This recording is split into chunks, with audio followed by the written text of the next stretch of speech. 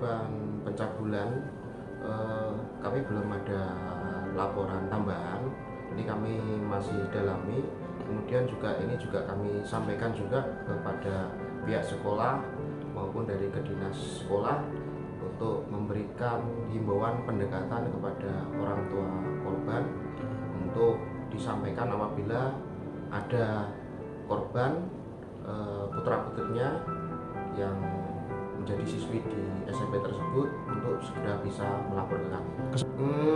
Saat ini kami masih mendalami, kami juga sudah memberikan sosialisasi baik kepada dinas maupun kepala sekolah, sudah kami sampaikan kepada pihak tersebut untuk memberikan pendekatan kepada keluarga para korban.